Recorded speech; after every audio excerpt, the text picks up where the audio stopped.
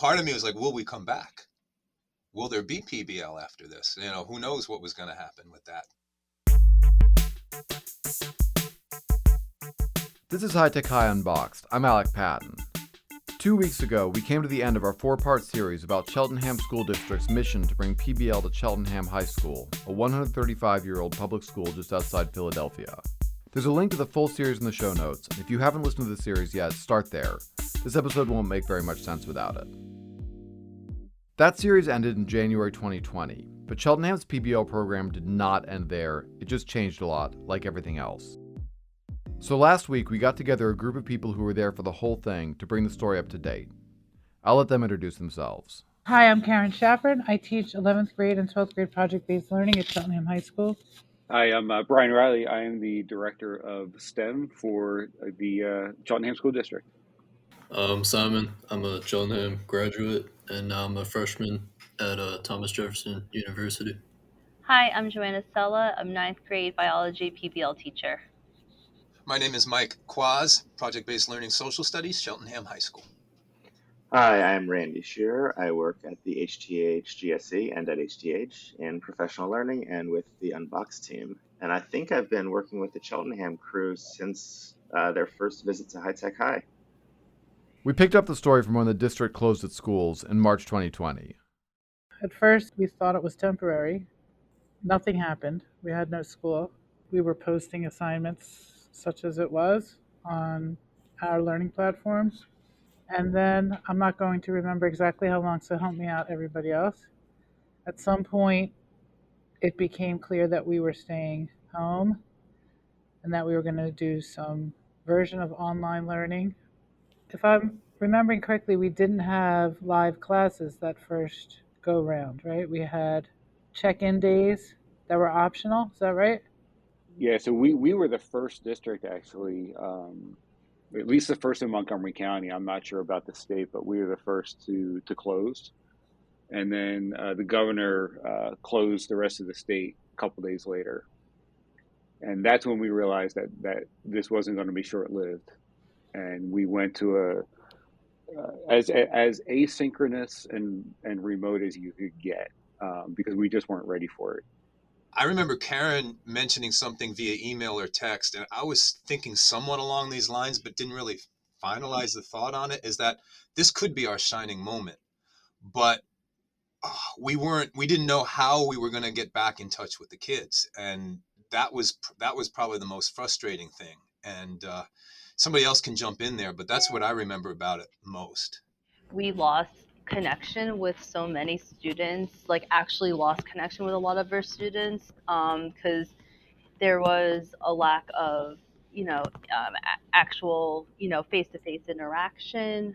Some of our students, due to various situations, we barely emailed with them. So I think for many of us, it became survival as opposed to let's see how we can innovate as much as possible at that moment when we were going through the height of what does asynchronous look like, what does remote learning, what does what does this all mean, and at the same time also try to understand how are we going to juggle our own home lives with everything that was happening.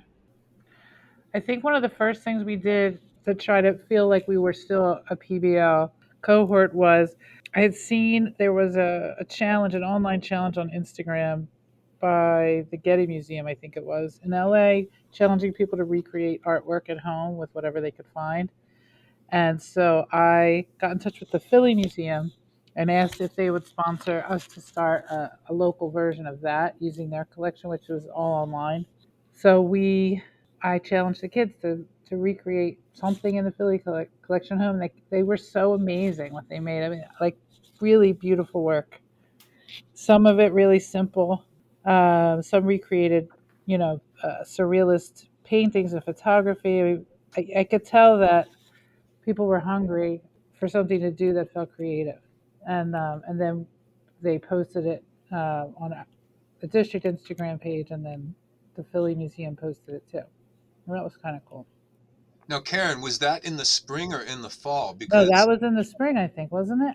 because we were not, I forget exactly how it worked, but I know at least with my subject, and I think it was bio as well in English, where we had to do the same thing as all the other English and social studies and bio teachers when we came back. When we had a month off completely with nothing. And then when they finally got all the pieces together to go online, that's what we did. Oh, I do remember there being a little bit of a kerfuffle about that, and some parents got involved because you're right, we were told to put aside PBL and align with our non-PBL subject area teams. You're right. And I remember thinking, oh, this could be, you know, will we, and part of me was like, will we come back? Will there be PBL after this? Who knows what was going to happen with that.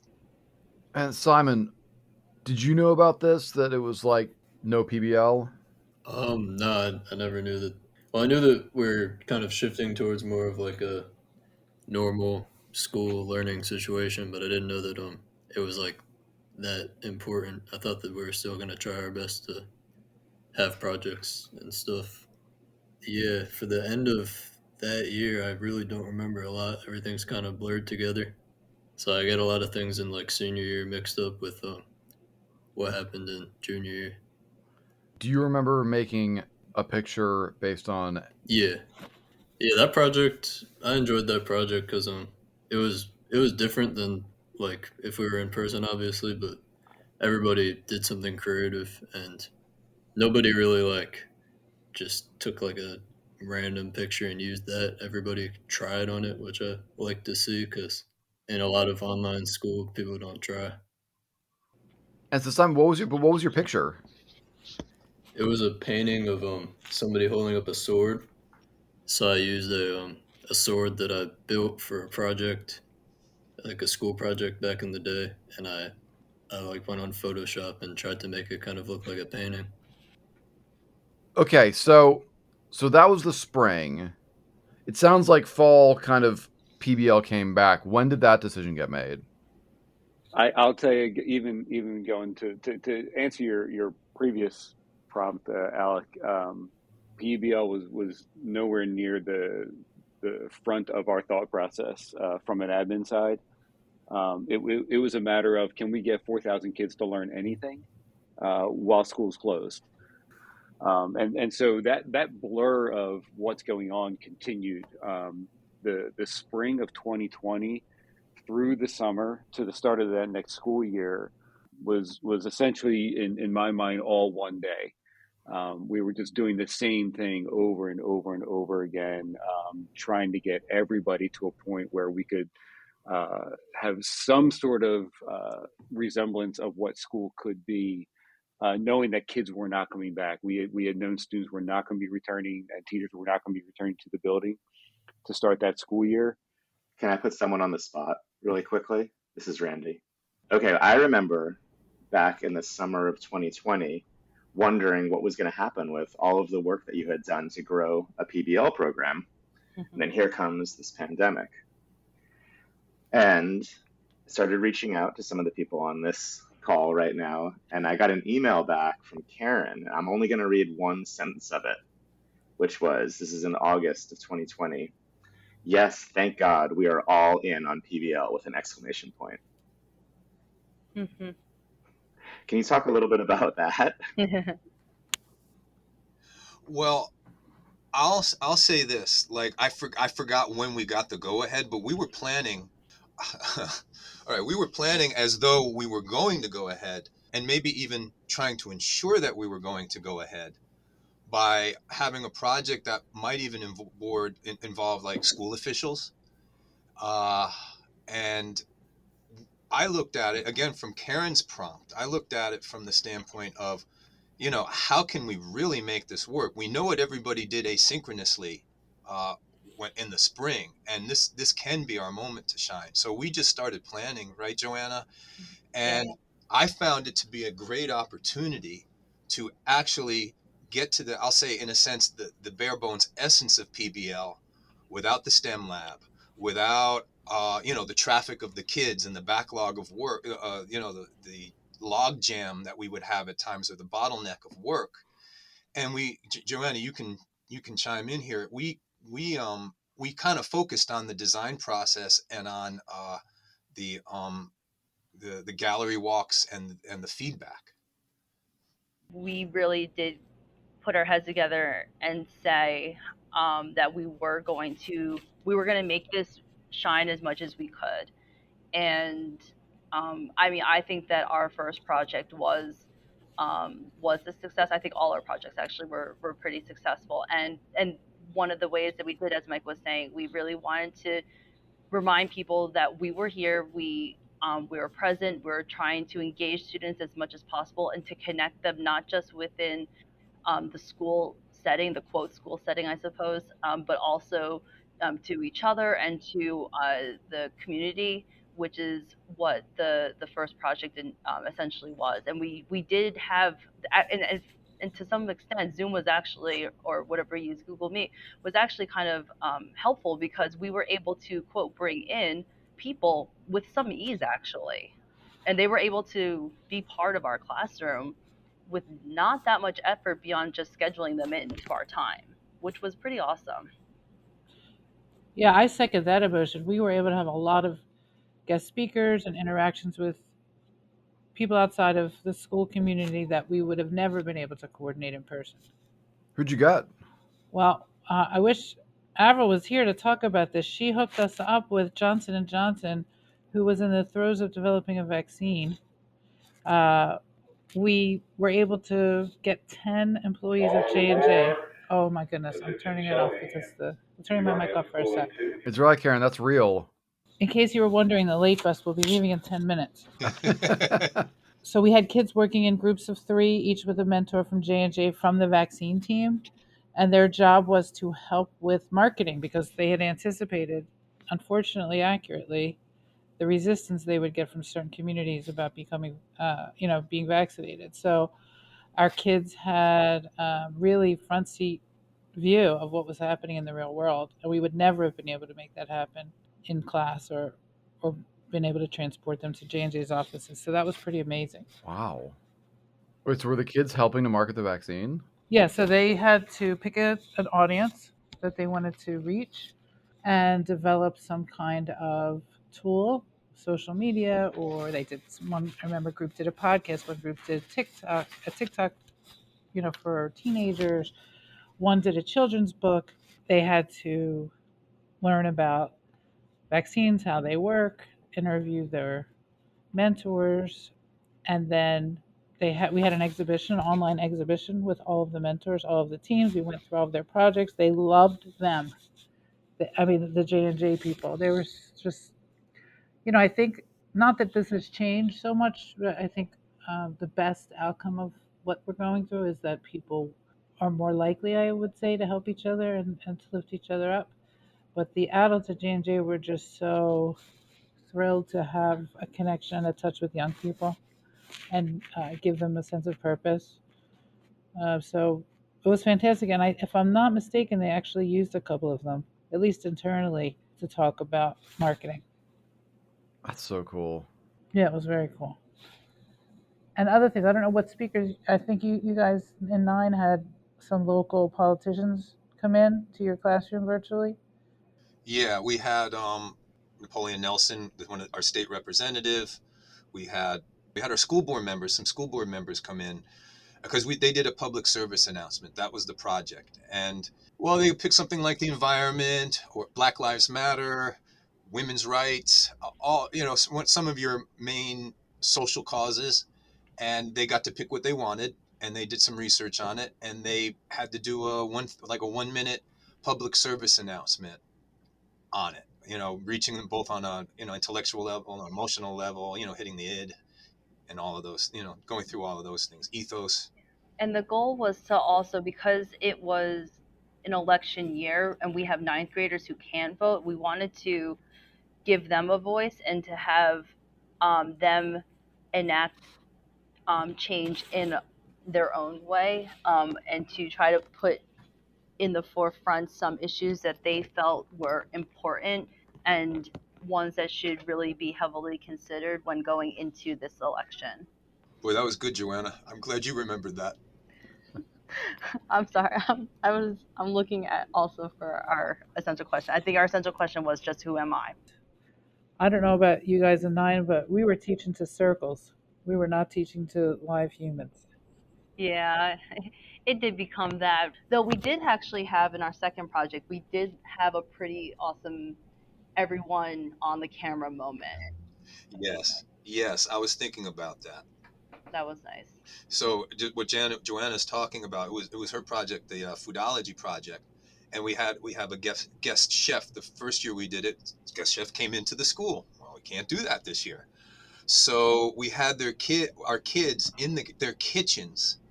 Uh, they went shopping for ingredients, and in some cases I think we dropped some off, didn't we, We Joanna? did. We asked the school to purchase food for some students who may be financially strapped, and we dropped it off or they came to the school to get it. Right. So all the cameras were on. And I remember this because I was trying to capture all this, so we had some video of it. But it was great.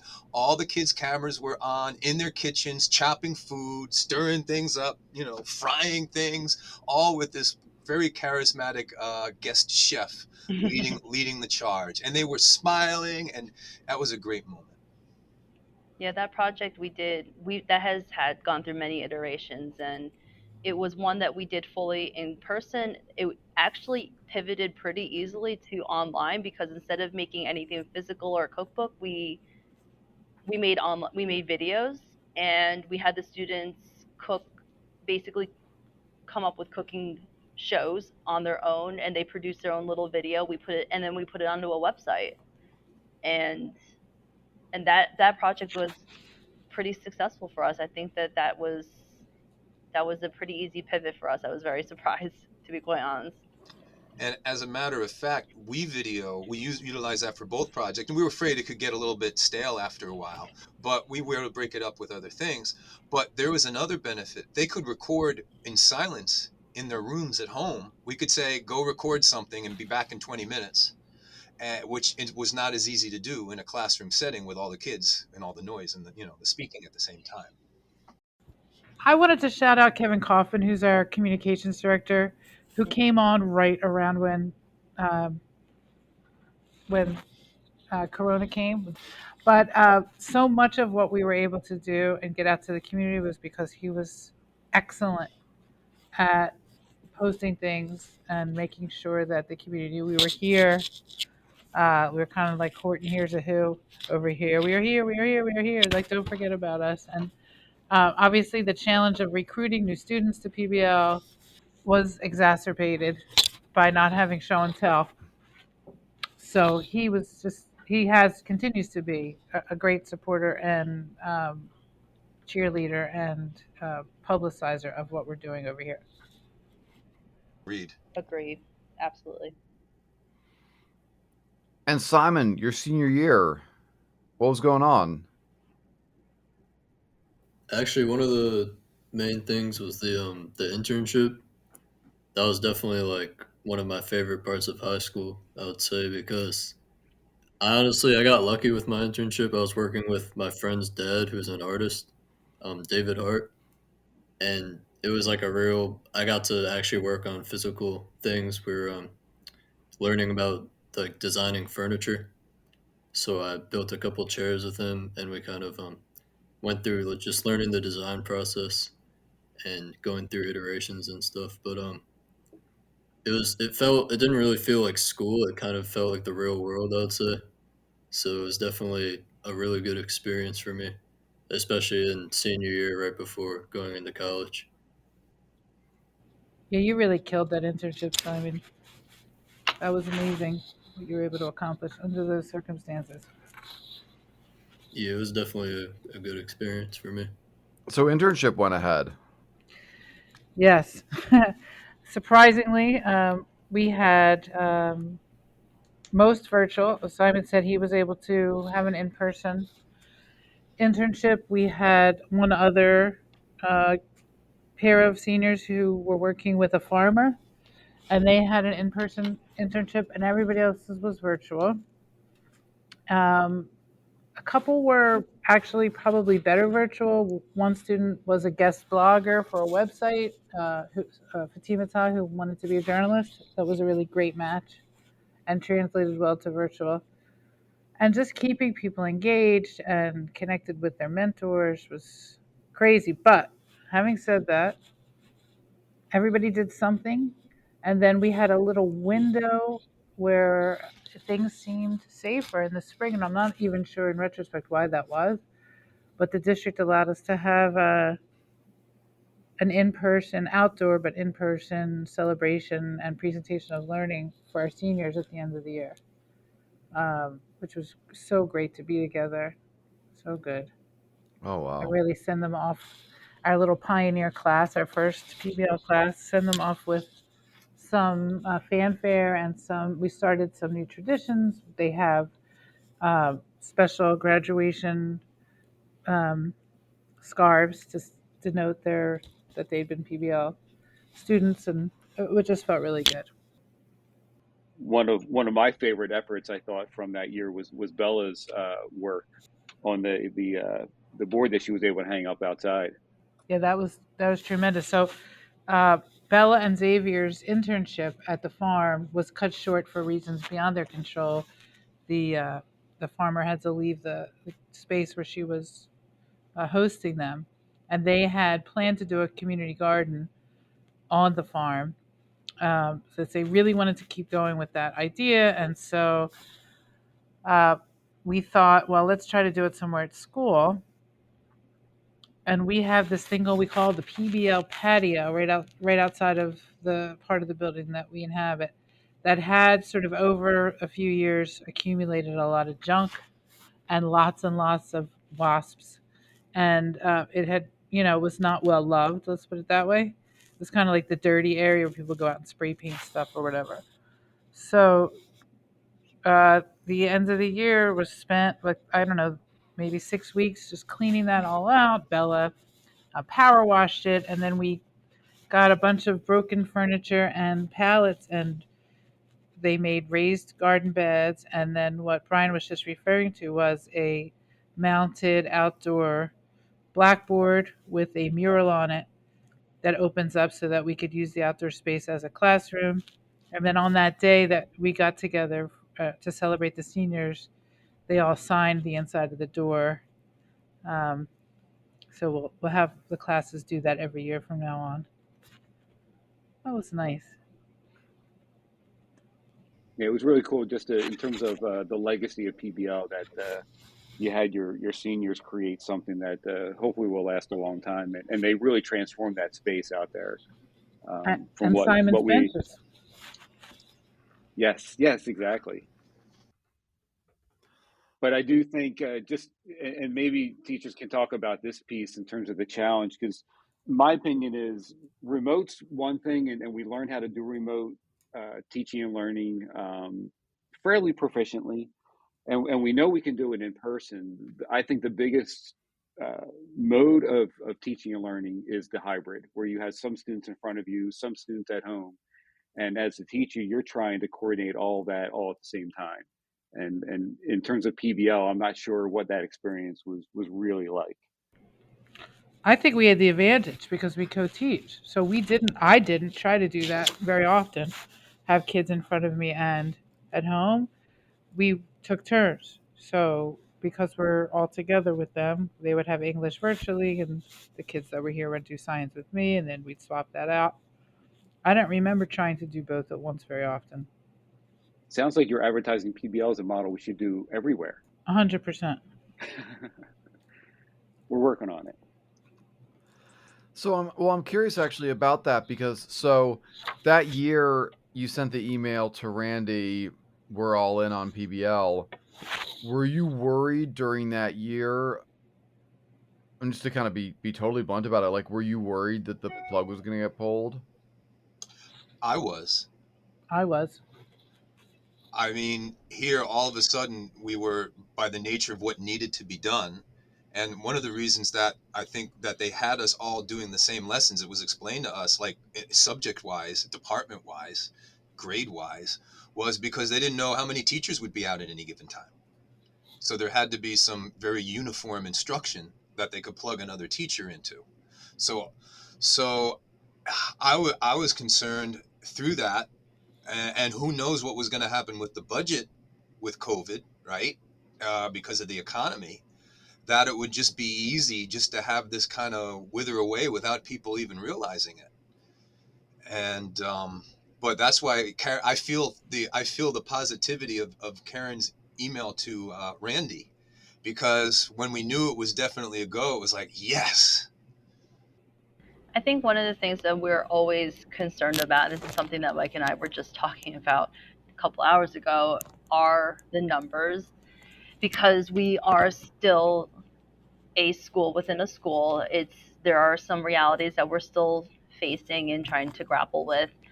Our numbers are the telltale sign as to, I think, the true longevity of this program. And so, as the ninth grade team, we do feel a certain level of responsibility to the other grade levels of making sure that we have at least around the same numbers leaving ninth grade as came in.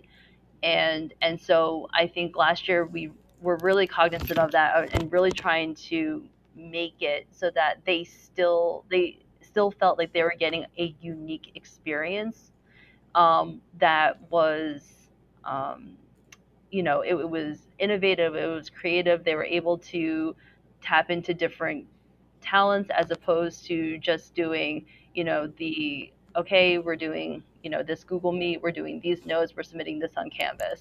So I think that the model actually helped us out a lot last year, because we had a very strong freshman cohort, and we pretty much retained the entire cohort going into sophomore year, which we felt very successful about.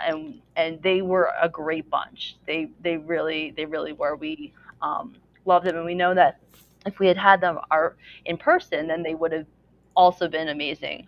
But I think the virtual aspect, like Mike keeps saying, it helped parse out um, some of the day to day things that may have gotten in the way, whether, it's just us trying to get into the STEM lab, setting norms and regulations, making sure that everyone is where they are. They were on their computers. They were doing our project virtually. There was nowhere else for them to go. So I think that actually we thrived in the virtual setting, which I didn't expect, to be quite honest. I'm always a doubting Thomas, so I did not expect it, but I was pleasantly surprised. I knew when we got the go for PBL, when we knew we were going to do it, that we were going to have an advantage, uh, as far as being able to provide something meaningful and unique. Uh, it was just a matter of kind of unveiling the different unknowns through that process. But back to what Joanna was saying about the group we got, it was a combination also of the recruitment we did into eighth grade, and the fact that our strong group last year was the group that had it, was the first group to have it in seventh grade. Yeah, When we that is a good started point. PBL. And I remember when we were doing our gallery walks and they were doing warm and cool feedback, they were all over it. They knew Hmm. exactly what to do. And I mean, I was, you couldn't see it because it was virtual, like, but I was like glowing, man. I was just like smiling, and it was a great thing to see. And I would like to say, going back to the patio, what Bella did with making the patio into that wonderful space is, I kind of see it. I was thinking about this while you were talking, Karen. I kind of see this as maybe, a hopeful symbol that we've really started to make a difference, and from what the patio was to what it is now, and that may be a symbol of what we have for the future. That was pretty. I sure hope so. And I think it's also kind of like we have this footprint now that's literally labeled as ours. Hmm. And we've learned a lot. We've learned a lot. Yeah. And shout out Jamboard, because who could have done PBL remotely without Jamboard? Jamboard was awesome. I also want to say that we've had a great administrative team as far as support. Like Brian's here, Matt, Charlene. And we've all kind of weathered this together. And Brian, I don't know if we said it, but it's just nice to know that we have you there, that gets it and understands it, and are are there to support us. And Randy, thanks for your support.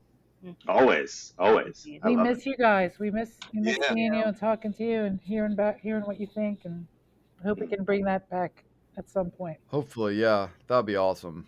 And I have a shout out. I don't know if you guys realized it, but early on, I spent a lot of time on the phone with Mark Aguirre. Mm. He was Yeah. like my PBL guru at that time, and I don't know if you knew that, but I just wanted to say how much I appreciate that. When you see him, tell him I said hello. Yeah, and Santos is my go-to person. So shout out to him too. All right, thank you all so much. Thank you guys. Thank you. Thank you. Thank you. Thank you, All guys. right. Thank you so Take it much. easy, Have a good night. everybody. Bye. Bye, everyone. Bye-bye. Bye. High Tech High Unboxed is hosted and edited by me, Alec Patton. Our theme music is by Brother Herschel. You can find links to some of the awesome student work from Cheltenham High School in our show notes. And I want to take a moment to mention the teachers and students at Cedarbrook Middle School, which feeds directly into Cheltenham High School. They have their own PBL program there, and while this series focused on the high school, I didn't want to end this without mentioning the middle school. 3 Cedarbrook teachers, Isaac Stanford, Kristen Sanborn, and Debbie DiBattista, actually made podcast episodes for this show last year about teaching and learning during the first year of the pandemic. There's a link to those episodes in the show notes. Thanks for listening.